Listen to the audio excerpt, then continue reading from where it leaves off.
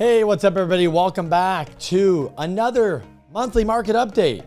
So today is the August market update, but remember, we're always looking backwards into July. Some of the data we report on isn't necessarily July, it could be June or May. It's just when data comes out that we actually present to you. If you guys don't know who I am, my name is Kenny Simpson. I am on the Simpson team here with C2 Financial. I focus on 1 to 4 unit financing. I'm broker by choice. I believe we have the best rate, service, products, software, all that good stuff. That's why I'm here. And as I mentioned, I've done this 18 years and helped thousands and thousands of clients purchase, buy, refi, owner-occ, second home, investment property. So if I can answer any questions, I'm here to be a sponge. I'm here to help out any way I can. Today's agenda, like usual, we're going to talk about the market, about what's going on in the market update, hot product. And why don't we just dive right into it? If you guys need to reach me, my phone number, email, come visit me. That's all that stuff. We are seeing each other more and more these days, so that's awesome. All right, guys. So what is happening in the current market? Obviously, let's just stop for a quick minute. As I shoot this is August 16th, 2022.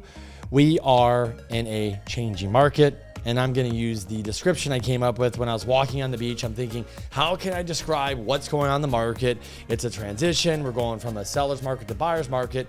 And even today, I had to text somebody back because they're like, oh, the client's house is listed on the market, but we have nothing. And the agent's like, do you think interest rates are going to come down? That's what's going to get a buyer to buy the property.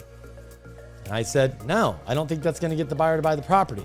What's happening is sellers want the price of yesterday and buyers want the price of tomorrow. So as we currently sit here, there's this gap, whether it's 3 feet, 2 feet, you see my hands here, movement, that gap is slowly basically coming together where the buyers and sellers are gonna meet. So what's happening, you're seeing a lot of properties that have been listed right now for 30 days. The market really changed a couple months ago, and the sellers are still glued on, well, that neighbor got that price, or I saw this price over here, or they sold the house for that. Well, guess what, guys?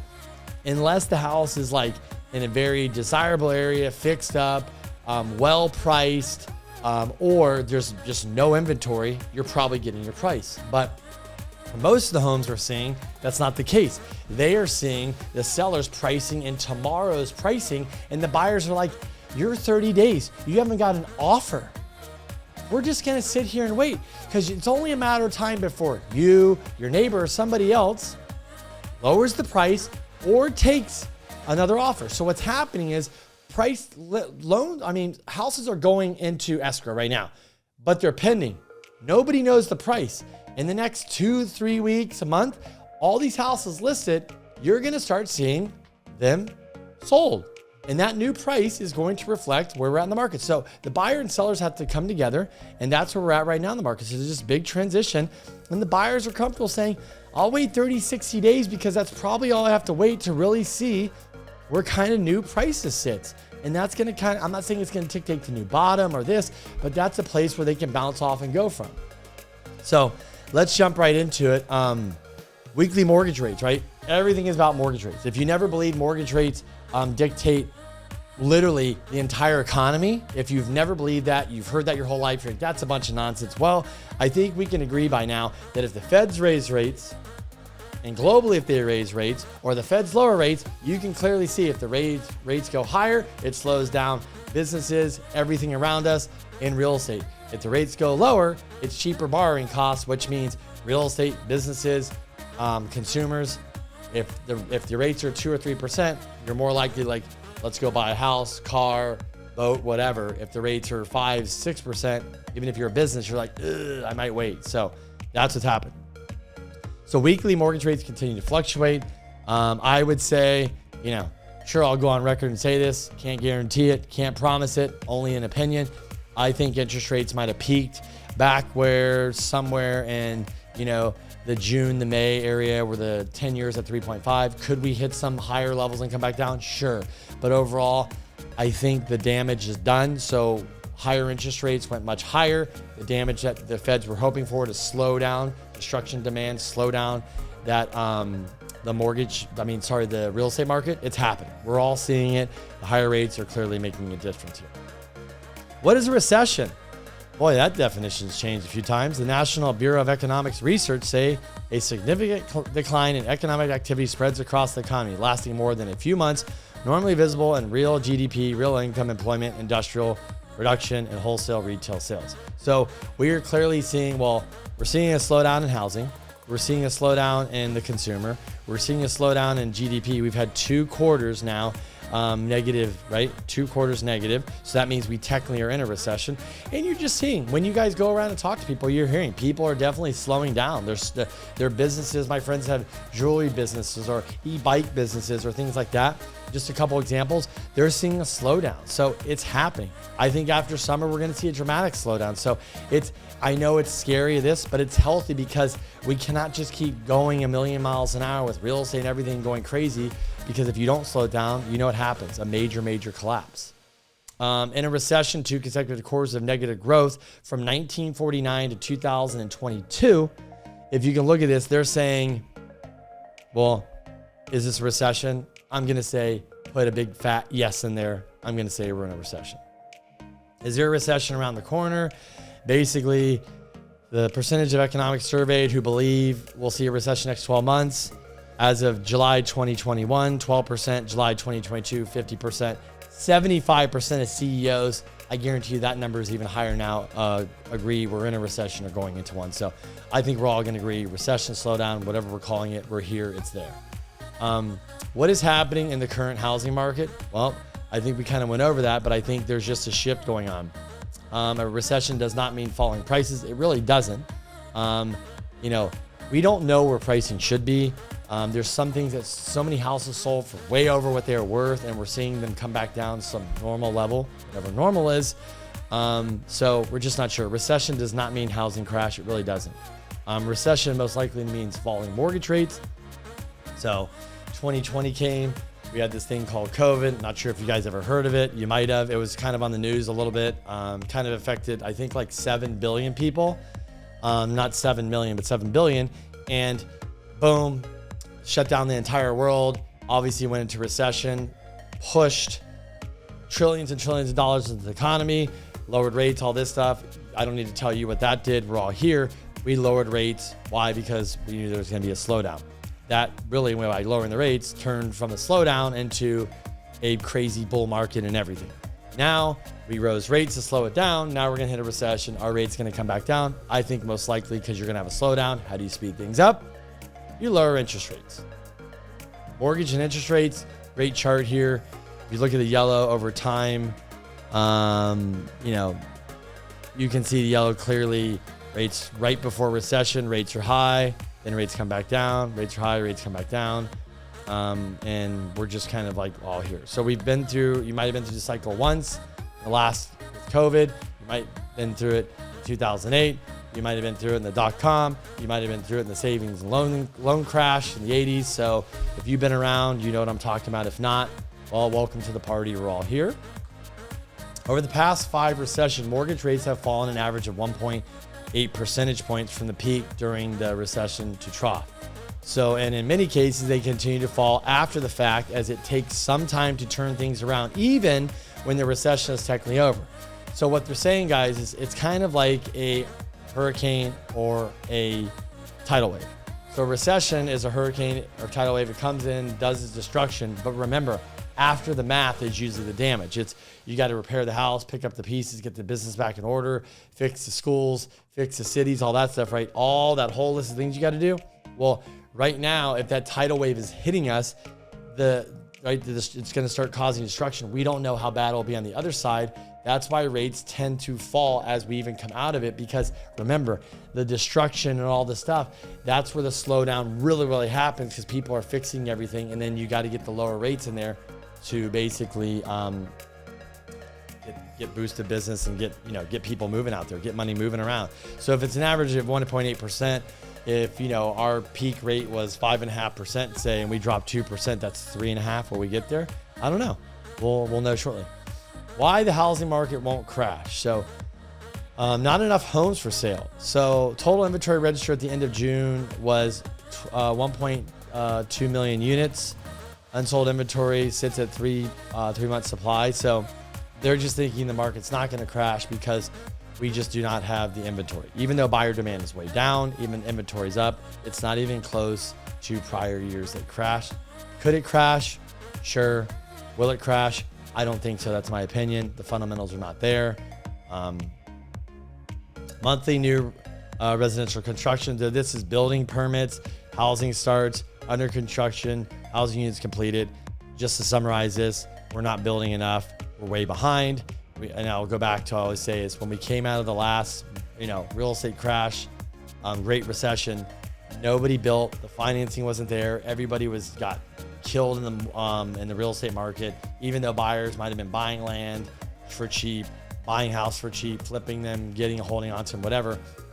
Nobody went out there and said, I'm going to start building in 2009. What they did is they might acquire land, got it entitled, and they started building 5 years later. So for 5 years, let's say, there was zero building. By the time it even came to the market, it was almost like 7 years. So during that time, just so you know, more kids grew up, more kids came out of college, more kids were born, the population's growing, but housing's not. So everybody's fleeing to all these urban cities, LA, New York, Miami, Austin, Phoenix, San Diego, San Francisco, all these places, right? The list goes on and on. They're not building enough. And right here, take San Diego for housing. Let's just talk about housing. They're not building housing here. They're building house out in the east. Here around town, you got to knock something down and build it. It takes a while. The only thing they're really building around here are luxury apartment buildings or Class A apartment buildings, which are really expensive to rent, or luxury condos, high-rise condos downtown, which, for instance, a lot of people just don't want to live there. So a lot of people we deal with, very, very few people buy condos. They want a house. They got a family. It's not really it's a fun lifestyle down there when you're single, when you have kids and a family and dog and stuff. It's hard to live in a condo. So a lot of people don't want to do that. Some do though. They love it. Lending standards. We literally show this graph every single time. Lending standards before the last housing bubble. I'll just be honest with you. There is a lot of loans that should have never been made. They were made. 50% of the loans last time were on adjustable rates. I believe 10% or 5% now are on adjustable. And of those 50%, there was teaser rates, there was option arms. Let's just say there was so much garbage, okay? So a lot of bad loans made, a lot of problems. Right now, the people that have a loan, 75%, if not more, have refinanced and have a rate lower than 4%. So cost of capital, cost of payments way down. So really good. So that from fundamentally, credit score, lending standards, things like that, we're strong. The borrowers are looking good. Foreclosure activity by year. You might hear people go, foreclosure up 700%. Holy hell, this thing's gonna melt down. Well, guys, if foreclosures were at an all-time low, like let's say foreclosures were at 100,000 or not even, they're at nothing and they double, triple. Like guys, if they went from, 100,000 to 400,000, 400%, that's normal. So what, even like cars, you hear people go, oh, the car payments have, people are in delinquent from car payments. Of course they are. When you didn't have to make your car payment or have to make your rent payment or have to make your mortgage payment, and all of a sudden you do, there's going to be delinquencies. That's normal. Like there's normal to have an 8, 9, 10% delinquency in markets or things like that with car loans and stuff. Just look it up. I don't know the exact number, but some delinquency is normal. Nobody has zero delinquencies, just so you guys know. That does not exist. It exists in COVID because nobody had to make a damn payment. First half foreclosure by year. Look at this stuff. Foreclosure filings, peaked in 2010 at 1.6 million. 2021, look, it was at 65,000. So when people say, oh my gosh, it's gone up 700% or whatever. Yeah, of course, because we were at nothing. There's nothing. So we're at 164,000. So yeah, this could definitely jack up, but you have, like I said, there's a lot of room to go here before it's a problem. First half year foreclosure activity. This is interesting. So, a lot of people had the foreclosure filings for the beginning of the year. 36.4, sorry, trying to get through this fast, were paid in full. 45.2 were workout or repayment plans, basically loan mods, and 18.4 were still in trouble. The 18.4%, I guarantee you, a lot of people playing games, trying to work it out. But here's the difference, guys. Last cycle, when we went into the housing meltdown, 30% of homes were already undervalued. Already, literally. Remember, 50% of mortgages were on adjustment. It was a disaster. Now, I don't even know if the homes are under market, underwater. It's minimal. It's 5%, it's 3%. So like I said, I'm not saying you can't have a problem, but the fundamentals are a lot more healthier. Foreclosure activity across the United States continued to slow, steady climb back to pre-pandemic levels in the first half of 2022, while overall foreclosure activity is still running significantly below historic averages. The dramatic increase in foreclosure starts to suggest that we may be back to normal levels by sometime in early 2023. Like a lot of things, guys, student loan delinquency, when they have to start paying somebody back, all these credit card, all these guys, there's always a level of delinquency. I don't know exactly what it is. My guess it's, 10% or below is the normal, 5 to 10% in that bucket for these, car loans, student loans, credit cards, unsecured lines of credit, mortgages, whatever it is. That's how it's always been. The news just likes to, throw these things out there and because they, BS and stuff. Months of inventories for home for sale. Great chart here. Buyer's market, you can see in 2010, they're saying 7 months or more inventory on the market. Seller's market today, we're less than 6 months on the market. So it's true. We're still in a seller's market, even though I disagree. I think we're rapidly moving to a buyer's market. You're seeing the price reductions. I think the seller's market was over. It peaked beginning of this year. So now we're moving into a buyer's market. What is ahead for the rest of 2022? Here's mortgage rates predictions. I think it's pointless to look at these. These guys gave us predictions at the beginning of this year. And let me tell you, they're about as right as our politicians thought that if we stayed indoors, we're not going to all get COVID if you get vaccinated. So a little bit of humor there, but let's be honest, it's very hard to get anything right these days. So I'm not going to look at these rates. These rates will how rates are going to be dictated about if we have a recession, how bad it is, and basically how fast inflation comes down. If inflation comes down really, really fast, then rates will go down faster. If inflation sits up here and remains high, rates could sit up there a little bit longer. But again, nobody knows. They really don't. There could be a potential silver lining for the market, he added, as stabilizing mortgage rates and rising inventory maybe bring some buyers back to the market during the second half of the year. That is a quote from Joel Kahn, economist at CNBC. So what is he basically saying is mortgage rates are kind of chilling out, rise of inventory, price reductions. It's actually becoming the perfect storm for a buyer. Look, go out there and get your deal. Go out there and give them the offer. Somebody's house is sitting there for 30 days vacant. I mean, not vacant, without an offer of 45. Go give them an offer. If they don't like it, they might like that offer in 2-3 more weeks. All it takes is one neighbor, 2 neighbors, 4 neighbors to sell their houses lower than his. He's got to face reality. So I don't know if you want to be the last neighbor there or the first neighbor, but somebody's going to be last and then first. I don't think the national housing prices will decline in a meaningful way, but there will be some price declines across the country. I agree or disagree. I think there'll be certain parts of the country that overbuild, that people move there too much. Look, guys, this is human nature. We saw a lot of people right now. What are we talking? Let's just talk about outside of real estate. You know how many people went and bought golf carts and motorhomes and RV trailers, and they bought surfboards and they bought exercise machines? Do you know how many people bought Pelotons that have used them 3 times and just sitting in their house? Do you know how many people bought RVs literally that have used them once in 2 years? Guys, what happens is people are going to liquidate this crap. So like anything else, there's going to be more declines and stuff. So people went to Idaho, they went to Austin, they went to Phoenix, from California, wherever, and they overpaid and did all this. There'll be more corrections there. That's just what it is. It's healthy. It is what it is. There's places like San Diego, I'll just here because I know it, that we didn't build anything. People did move here, but we just never ever had the inventory.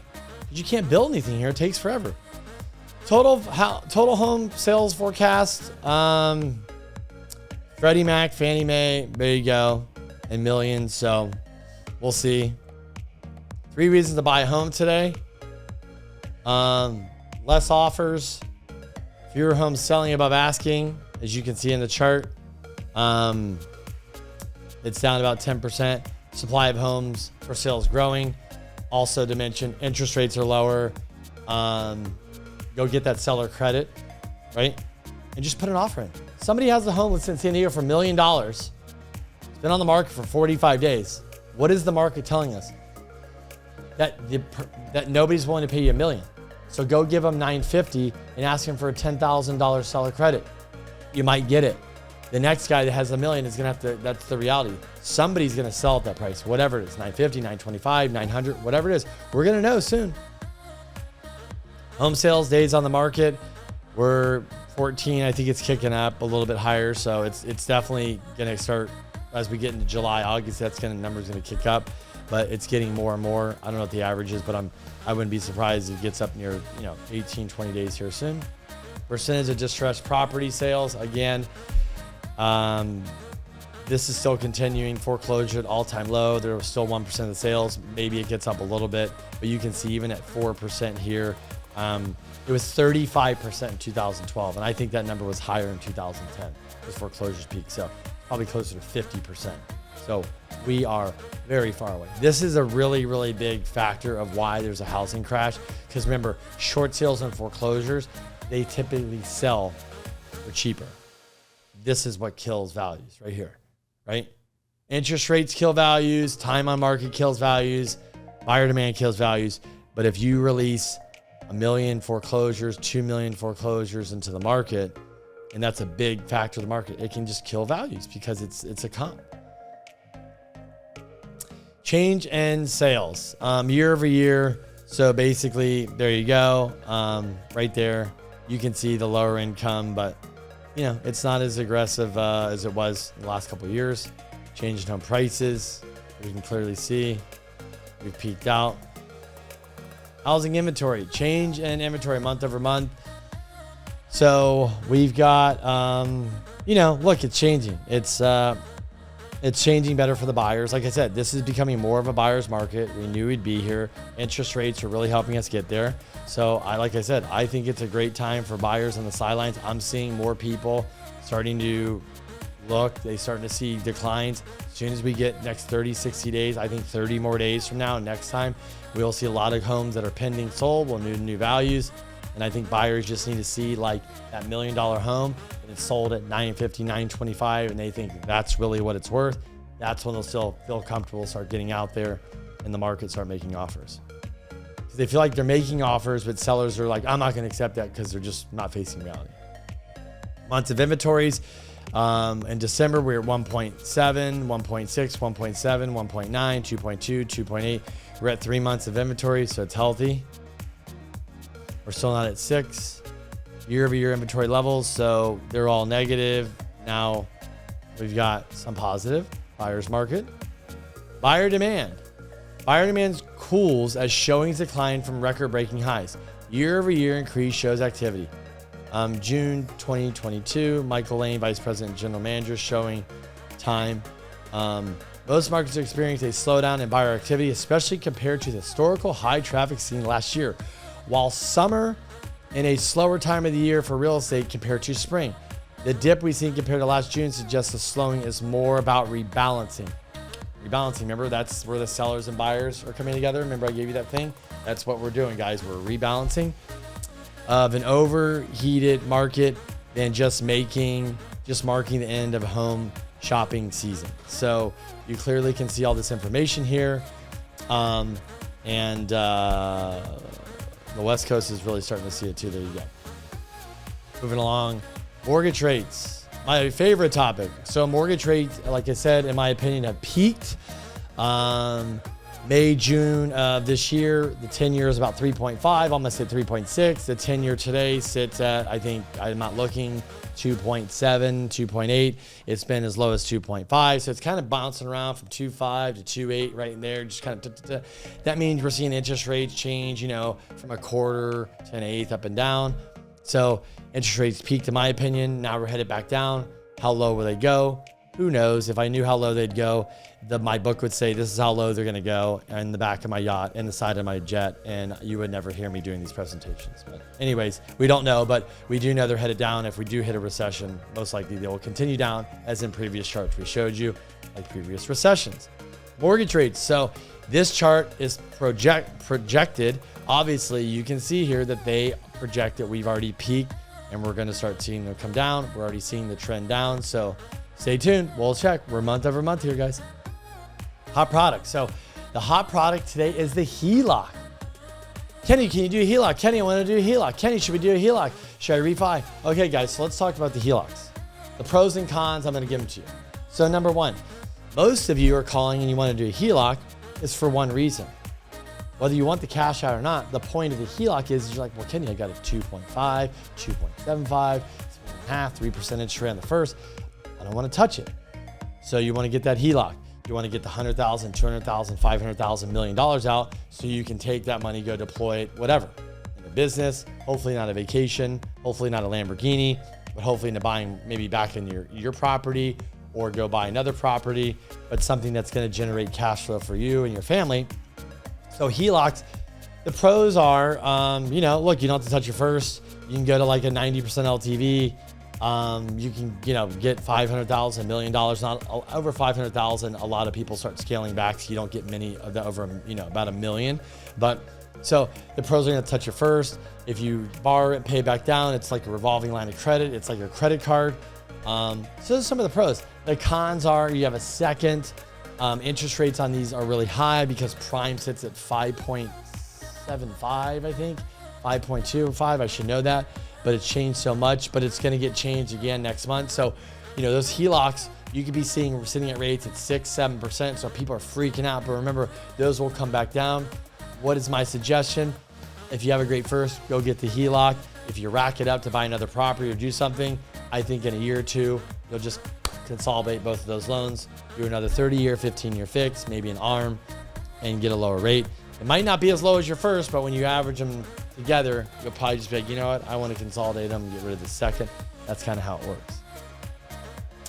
How to reach me. I gave you the information. Reach out to me anytime, phone, text, DM, email, come visit me. Thanks for watching again. I truly appreciate the time and attention. Please share this with people.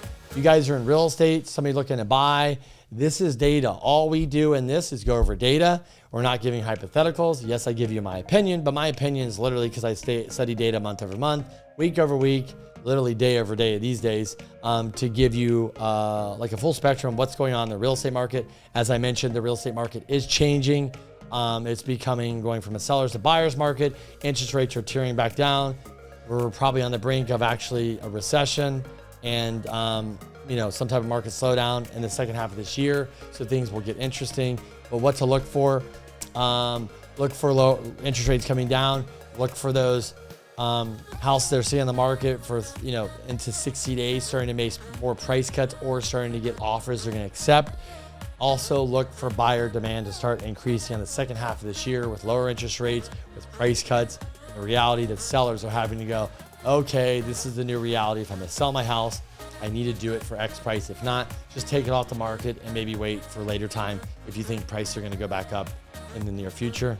Who knows? Again, my name is Kenny Simpson with the Simpson team. Thanks for watching. Appreciate your time. Have a great day.